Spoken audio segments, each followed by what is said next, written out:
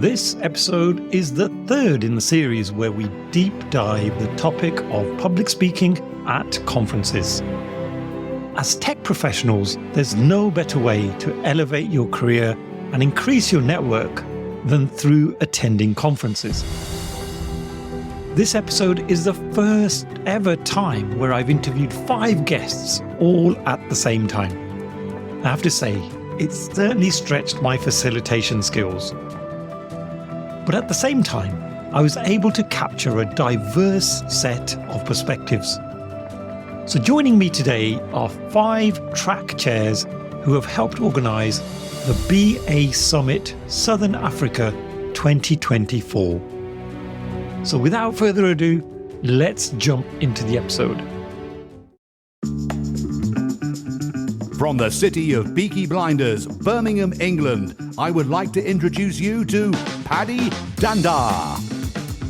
As the world becomes more automated and the robots take over, it's imperative that we build the right human skills for the future.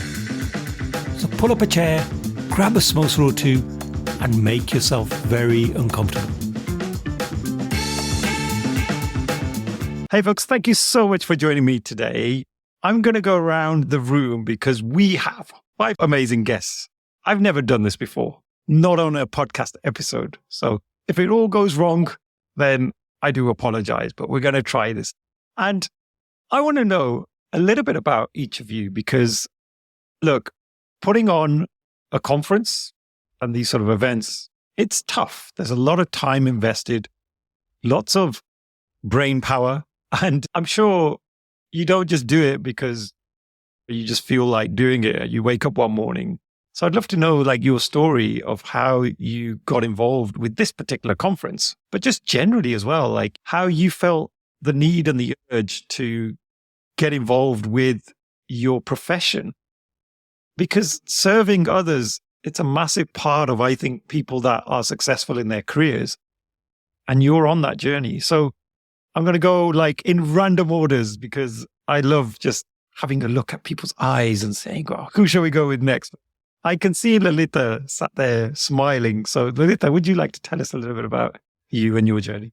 So I've been a business analyst for a long time and I've been a volunteer for a very long time as well. And I found that I grow myself by actually growing in the community. And I think that's how we actually better ourselves, is to actually improve. And this is something that has been on my bucket list, to be more involved with the BA Summit. So ticking lots of boxes this year. And so I was a little bit crazy and decided to join this team and give my input into the BA Summit and see how I can actually help to elevate it and take it to the next level. And as you said, we're igniting collaboration. So I have to work close with everyone. And this is the way I'm going to do it. What do you love about this team the most?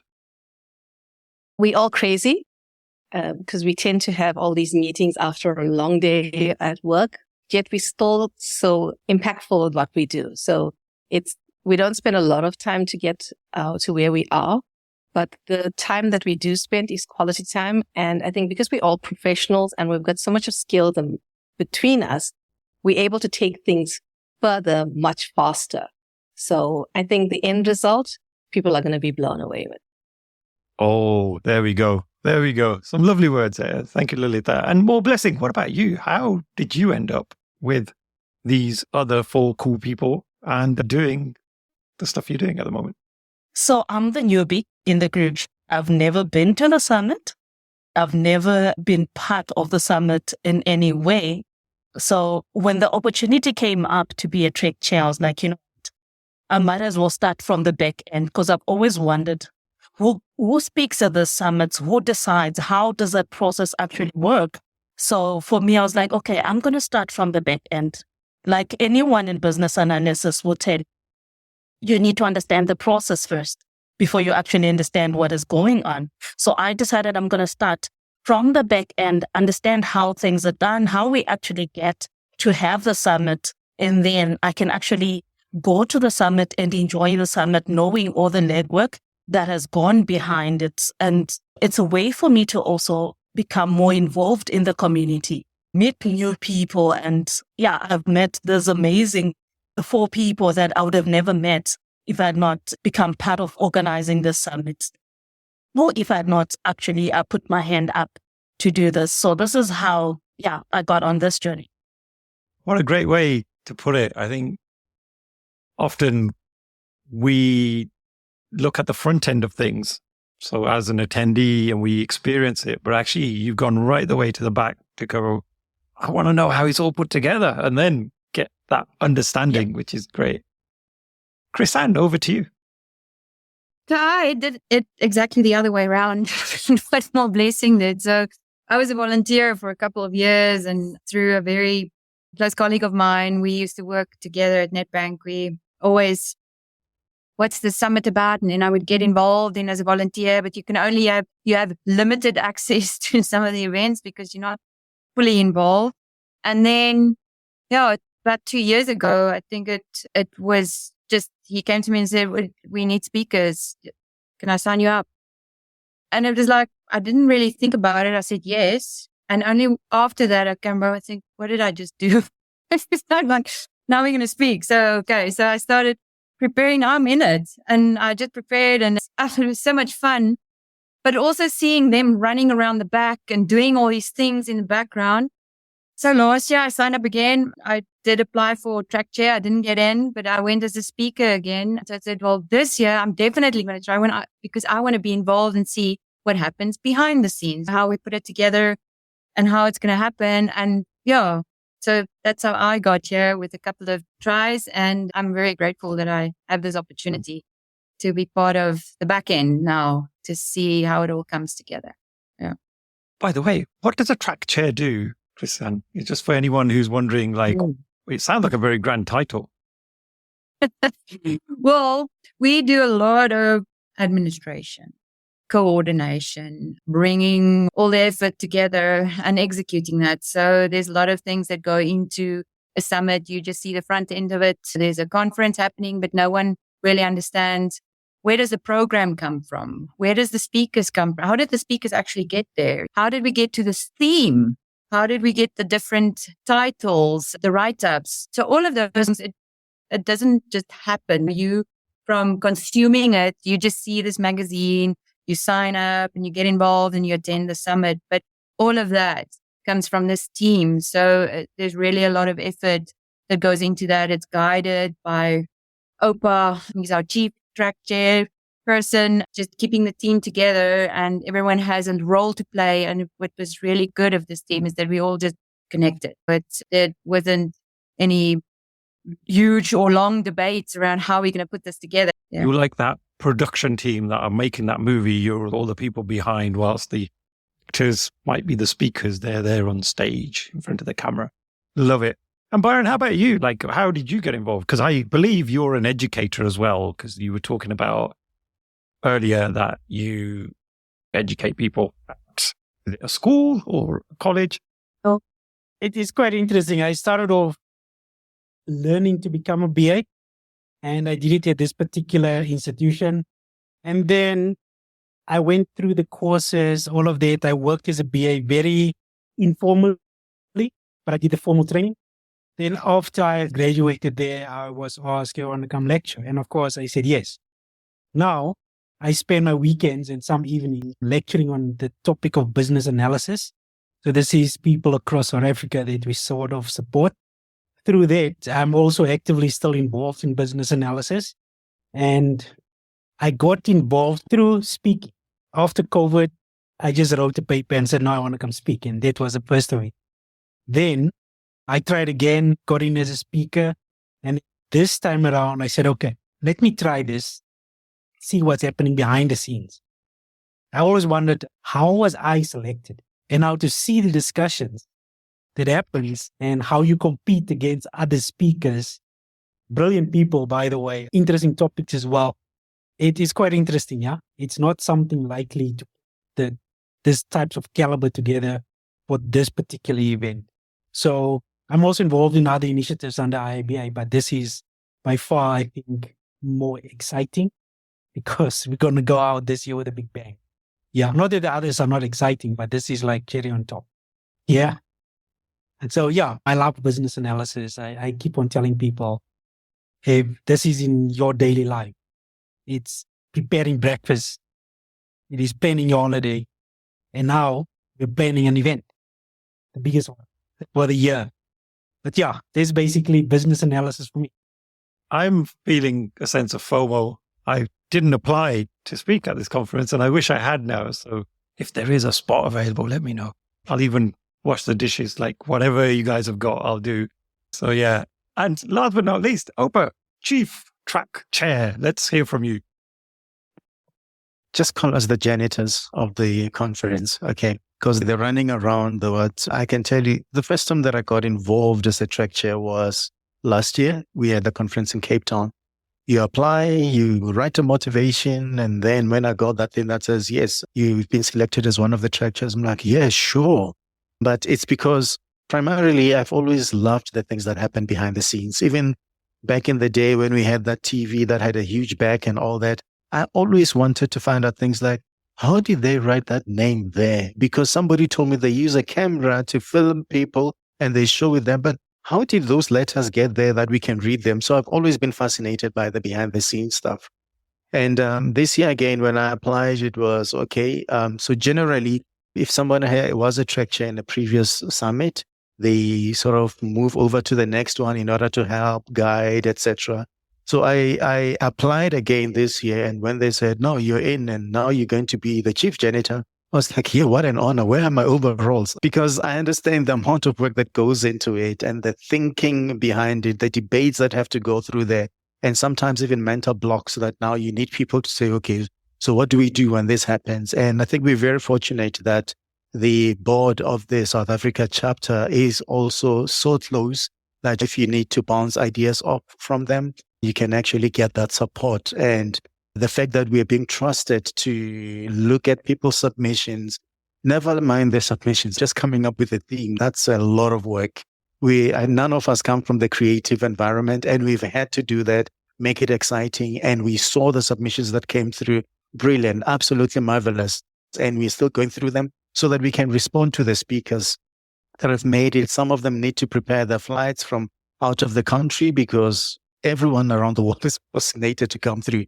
So yeah, my role is just to make sure that I am the support for these guys. Essentially, I'm the one that brings them tea, and if they want biscuits, I'll bring them biscuits. And if they want magwinya, if you want to know what magwinya is, please Google it. It's a South African delicacy. I'll bring them if they need to. So just to make sure that their work is easier, and I have to report back to the board to say, this is what we are doing, this is how far we are, our challenges, and then we steer it from there.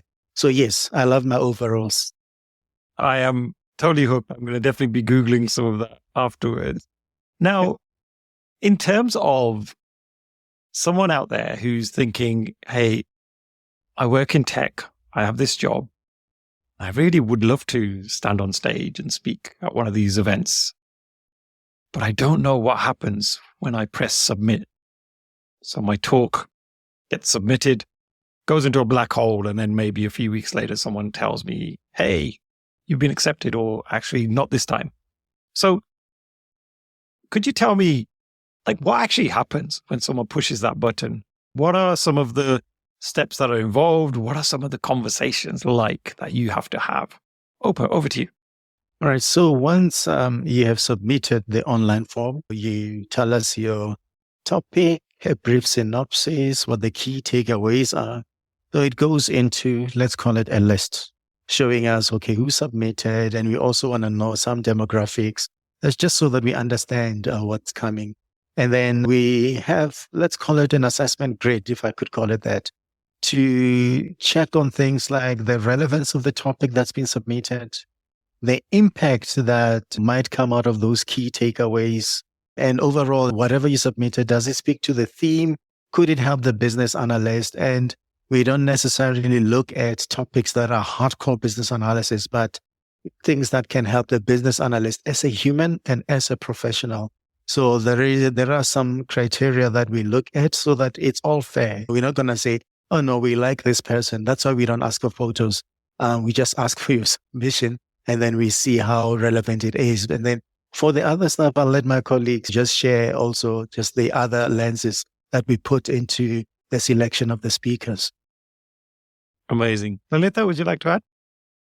Yeah, Oupa's lying. We do pick who we like. Just kidding. Because we selected a theme, we try and also align it to the theme itself. And as Oupa said, it's not necessarily just pure traditional BA skills. The world is changing. The world of the BA is changing completely.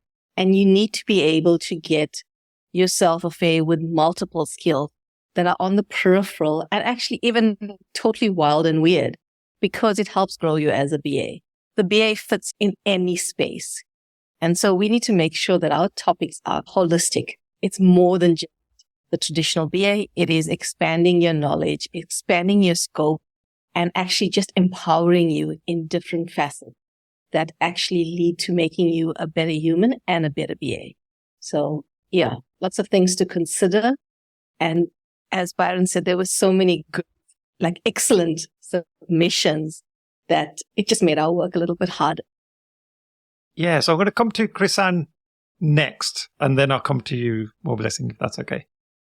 No, sure. I think Oupa and Lalitha said quite a bit. To me, that what was quite interesting here is just to evaluate those key takeaways, because you obviously in submitting that topic and writing up that synopsis, we also want to understand and be clear on what is it that our people or our teams or the audience would take away from that theme that you're presenting. So a lot of interesting stuff that was in there, and it was a good read and tricky to sift through that as well. And also then looking at, as been a BA for 10 years, as you speak at conferences before. So we do look at those kind of things as well, but you also want to give the opportunity to first timers, because that's how you get into this race. So yeah, a lot of good things that came out of the current submissions. And as Lalitha and Oupa alluded to, it was quite tricky to make that final selection. Yeah. Oh, that's probably the most challenging part, right? How do you keep it fair for everybody? And Moreblessing, how about you? So for me, the most important thing was to ask myself, when I look at this topic, who does it appeal to? Because with a summit of this caliber, it's important to make sure that you have something for everyone. The new BA that's starting out, somebody that's mid-career, somebody that's trying to transition from being a BA into something else, or trying to transition into the BA role. What are we offering for the senior business analyst that's now looking to grow beyond just business analysis? So that for me was the most important thing. The topics that we're looking at, do they actually cover everyone that is coming to the summit? And also the diversity of the speakers that we having there is quite important. You don't want to be in a place where you can't identify with any of the speakers that are up there, because then it doesn't help me as a BA if I can't relate to the things that you're saying. You want to have that diversity of the overseas speakers, the local speakers, people from different industries, different backgrounds. There were some topics that were like, oh, I didn't know there was business analysis in that industry. This would be quite interesting to see how much we can actually stretch the business analysis skills into other places where historically you wouldn't find it. In the places that we normally go to and we're like, oh, where's the business analyst and this? You're actually finding people from both industries stepping up.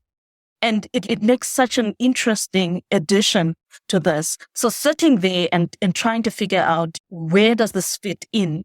When I was starting out in my career, would this have been helpful for me? Where I am right now, would this be helpful? Somebody else that I've spoken to, what are the things that people are talking about as BAs around when we meet with other BAs from other places, what is it that they're looking for? And those are the things that we want to bring into the summit.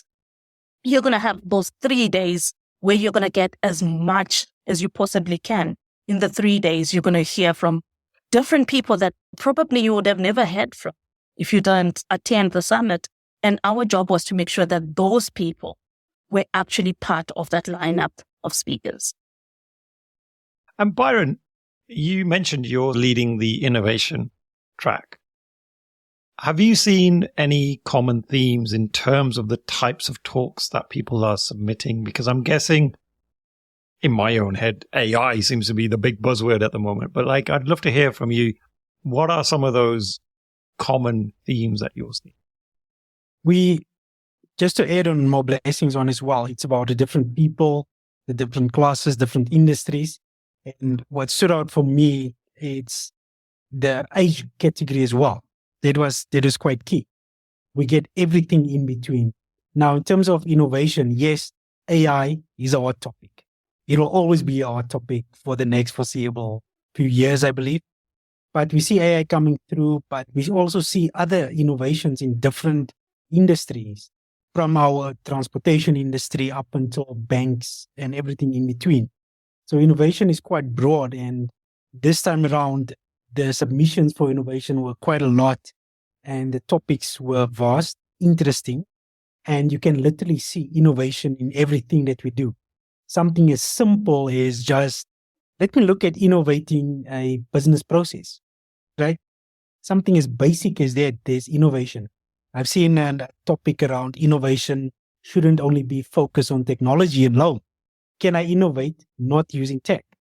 So if you want to know more, you know where we're going to be at. Yeah. I love that. And I'd love to go around the room and just hear from you guys. Like, maybe if you can give like 1 or 2 tips each for someone who is thinking of submitting a talk for a conference, like what tips would you have for them? Like, one of the things in my mind is, do I go really broad? Do I niche down? Like, what do I put something forward that's really left field that no one's talking about? Or do I go with the mainstream topic? Like, I'd love to hear some of your tips. So I'm going to ask for a show of hands who'd like to jump in first. Oh, Byron's flashing there. Flashing hands. Go for it. This is my thinking, right? You would not believe this, but for me, speaking was like, yeah, let me do this, right? Let me try and see how this works. When we were actually looking for speakers, we also reached out to specific potential speakers as well, could bring something extra. And when I checked in my circle, I found it weird that people are scared or reserved or they're introvert. But when I speak to them on a one-on-one level, I would realize, but you can do this. Why are you afraid? So my first tip is just get over that mental block and put yourself out there and try it, right? If you can do it in a meeting in front of 10 people, you can do it in front of an audience of 100 people. Just come through. My second tip would be, if you want in terms of broadness and being specific, do what some other speakers do. They look at all the topics and they write and apply against everything, because that shows me as a BA, you can speak to multiple tracks, to call it that, and your knowledge and experience is vast and you can add anything to that. So out of it, better just to have 4 chances instead of 1 application. So yeah, I know I am creating a lot of work for us for next year, because now I've got 1 BA writing 4 tracks and we have to read all 4 and make a decision, but they're just a tip. Get out there, practice, and start. Lalitha, over to you. Yeah, I just want to add to what Byron has said, because we have lean coffees every Wednesday. And I think this year we've got quite a large amount of people that are joining it. And a lot of them are either new BAs or new to the BA space. And a lot of times topics that have come up have been, I'm afraid to talk in front. I'm nervous about it. And whether it's around facilitation or presenting. And what we've done in those sessions, as well as in some of our tools and techniques, has been that telling people that try it. Yes, you'll be nervous. Yes, you'll have the ums and ahs. And no matter how many years you've been presenting, you're still going to have those. But if you put yourself out there and try it for the first time, you've already got that experience behind you. And it may not get easier, but you get better at actually handling it. So I think that's the first thing. As Byron said, put yourself out there. You never know unless you actually try. Because if you're thinking about on your own, you might think, I don't know if they're going to like this topic or not. But you can also just check with your colleagues, check with other people that you work with. Like, is this something that people would be interested in? And yes, it can be left field.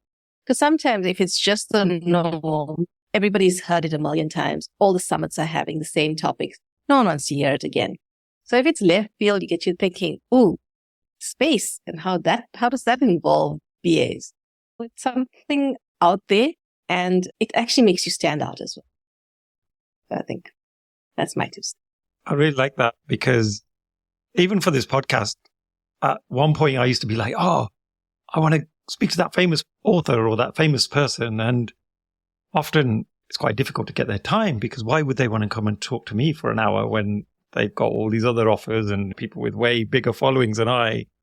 But then after a while, I'd listen to their podcasts on other people's shows and they'd be saying the same thing over and over again. And I'd be like, I'm actually glad I didn't have that person because they'd probably just regurgitate the same thing because they're going to say what they're going to say regardless of the question I ask because they'll probably merge my question into a different point. And I love that, the fact that it's sometimes nice just to hear a unique voice and a unique perspective. Chrisanne, what have you got to say on this? So I have two things. So there's just speaking from my own experience. So when I had to go out there and put myself out there, I went through a podcast series that from TEDx goes through some guidelines and things, what to do and what not to do, how to practice, how to prepare, create structure in your content because you're telling a story and then use some of those visual aids. Whatever you display, you tell a different story and no one sees that anyway. So, and then the one tip that someone gave me is that no one in the audience knows what you're going to say or what you're going to talk about. So if you do make a mistake or it changes slightly, you can work around that. But the challenge there is we all BAs. So you all share some path in terms of the knowledge, the learnings, what you're talking about, because we're all exposed, be part of the community.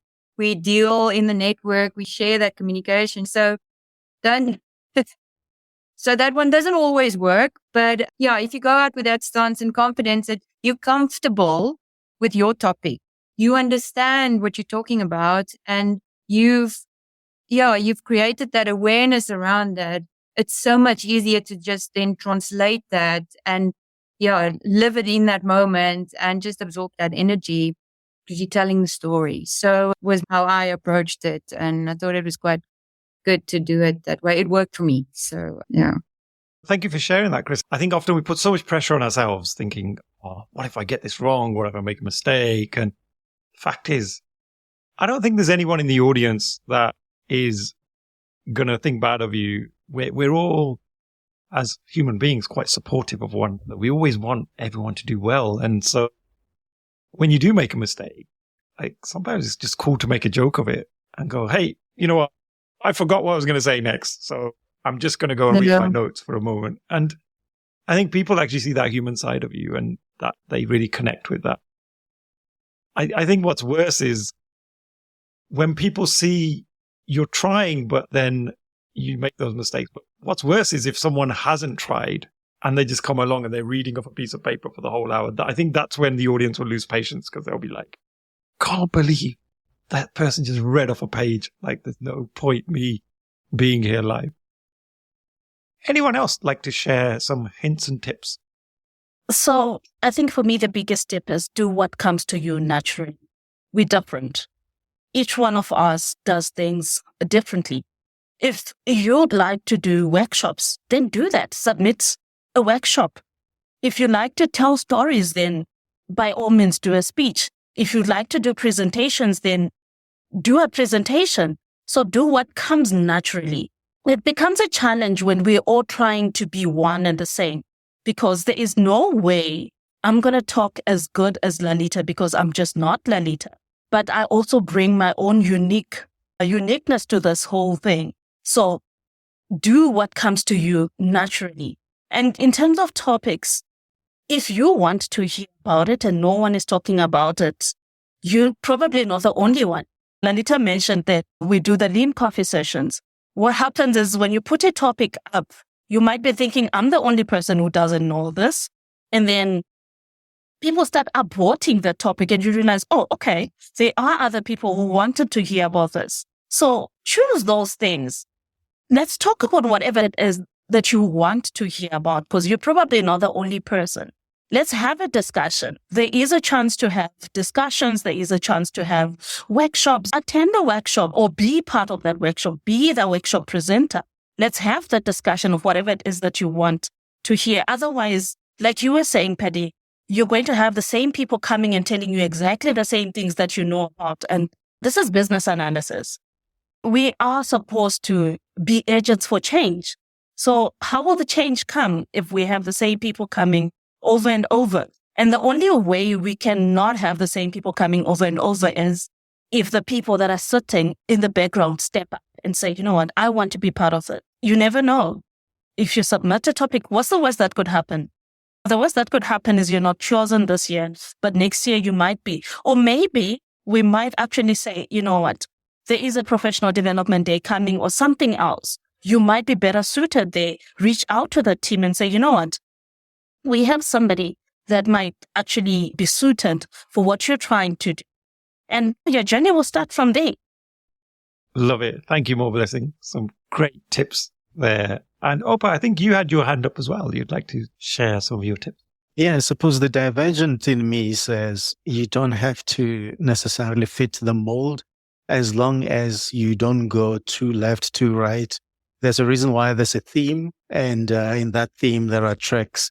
So when you're considering that I'm going to speak, okay, if it's this theme, my divergent mind says, okay, I can actually attack it from that angle because I don't want to be the same old. Tell them what you're going to tell them and then tell them what you just told them. What if I do it differently from there? So I think you have to consider that. And I also love telling stories.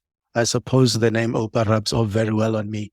So when people do tell stories, humans actually get to relate. They're like, okay, maybe this people learn and they also think of their own stories and perhaps an opportunity that they can go tell their stories about a similar situation or exactly the same situation. So if you're thinking of speaking, consider who you are. So your uniqueness, as Moreblessing has mentioned, and then you also have to consider, is there anything else that can actually complement or supplement this theme that we are running on? Because the theme is merely the guardrails. It's not necessary that your topic must be exactly that, but it's the guardrails to say, let's talk about this. Perhaps your topic is hot, but it doesn't fit in the theme.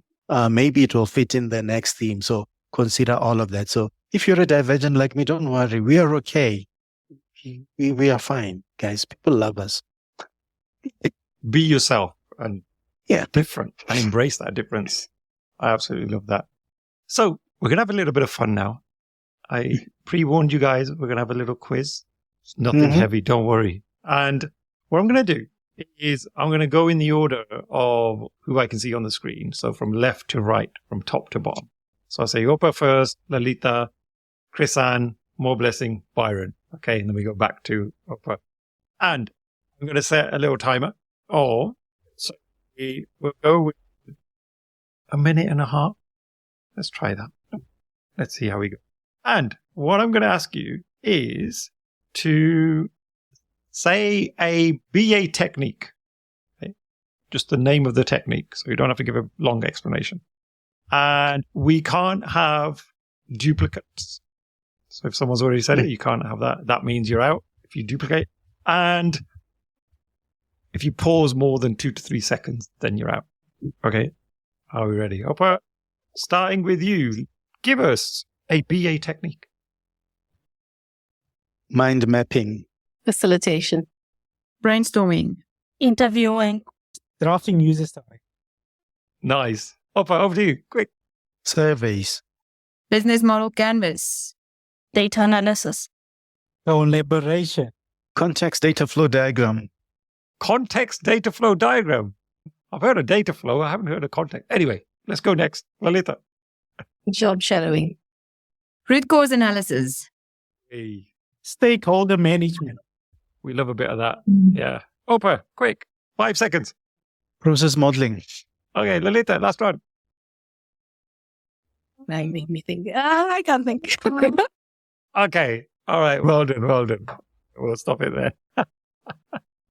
I didn't want to put too much pressure on you guys, but you did really well. Thank you. Well, hopefully those tips for people if you're thinking of checking out some business analysis techniques. Thank you so much. And folks, if somebody is interested in coming to this conference, why should they come? And I think a big pull of it is, for me, the fact that it's in Durban, South Africa. So why should people come to Durban? That would be probably my bigger question. Lalitha's got a hand up. Over to you. You should come for the bunny chows. If you don't know what that is, you need to Google it. But Durban is a coastal town, so we've got beautiful weather, beaches. We've even got mountains. So we've got it all. And food-wise, you can't go wrong. So those are just reasons why you should come just to Durban, let alone come to the conference. Just adds in more to it. Nice. Anyone else want to throw in some other reasons why people should come to this particular summit? Chrisanne? Definitely, I would definitely say networking. That's absolutely where you're going to meet people and just expand on your wealth of knowledge, getting connected, that knowledge share and learnings and all those chats in the corridors or over the coffee box. And that's how you meet people, and you meet up with them again next year. And sometimes they contact you afterwards. So you build up those connections. It's really nice. And also personal growth. I think that's also you attending the conference, which can really help you develop new skills, fresh perspectives, identify career or business opportunities because you're building those connections. It can just open up other doors for you if you feel a little bit uncertain as to where you're at. But, and of course, like Lalitha said, Durban, it's coastal, warmer weather, lovely weather that time of the year. So it's an absolute must. You can even go and put your feet in the ocean during some sessions. So yeah, definitely must go. Love it. Anyone else? I think when I consider several years ago when I attended my first summit, I knew what I was taught about business analysis and applying what I was taught, then having to listen to some people coming from very different industries that I never would have thought that business analysis, because you get to think of business analysis in a certain construct. So after listening to them and what they're doing and how they're actually solving problems and adding value in certain streams that I would not have thought of, I was like, I can actually employ that idea that they're using in what I'm doing now and see how I can actually supplement what I know and start growing in there. And then I realize I'm more and more fascinated by certain things. Like, oh, actually UX design, there's some business analysis, which happens to an extent.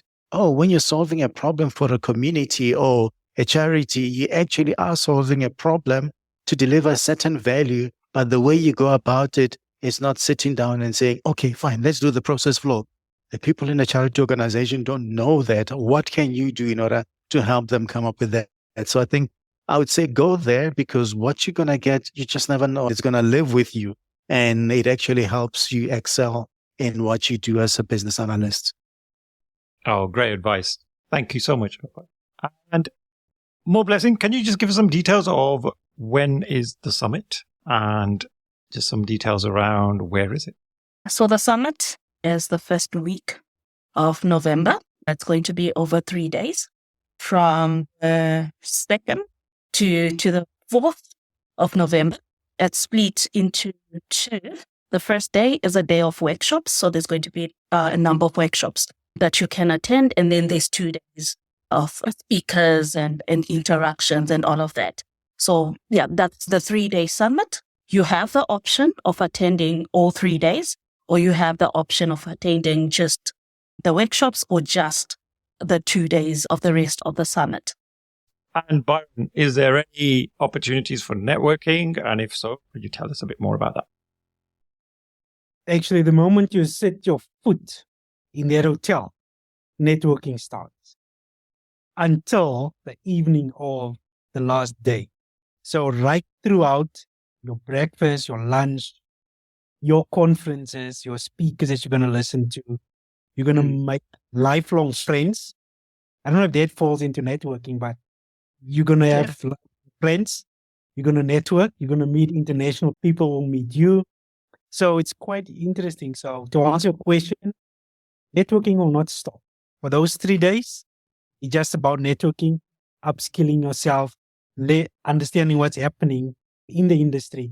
And what I liked about this date is that it's close to the year end, right? So you're going to start your November on a high. And come January, you apply everything that you've learned and heard here into 2025.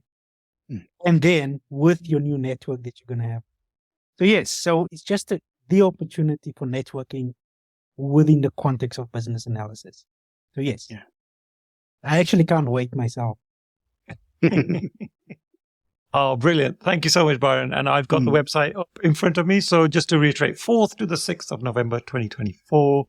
And it's in Durban. Over 300 delegates expected. And over 30 speakers. That's a huge amount of learning for literally the space of like 3 to 4 days. So definitely worth every moment. So like I said, I'm feeling FOMO right now. I wish I had applied. Probably wouldn't have got selected, but hey, that would have been still me feeling better about myself that I did apply and I didn't get to come, rather than not apply at all. So folks, it's been so lovely speaking to you. I think this episode has been really eye-opening for me, getting all these different diverse perspectives. I think when you boil it down, having 5 different perspectives has really given us huge amounts of value that I don't think I could get just from one person. So I really do appreciate every one of you making the time and doing what you do as well for the conference. So thank you so much. It's the end of another episode. Thank you so much for listening. Please do connect with me via LinkedIn and drop me a message and let me know your favorite takeaways from the episode. Also, don't forget to subscribe to the Superpower School newsletter so that you can be notified of all future episodes. Simply visit the website www.superpowers.school. Thank you once again.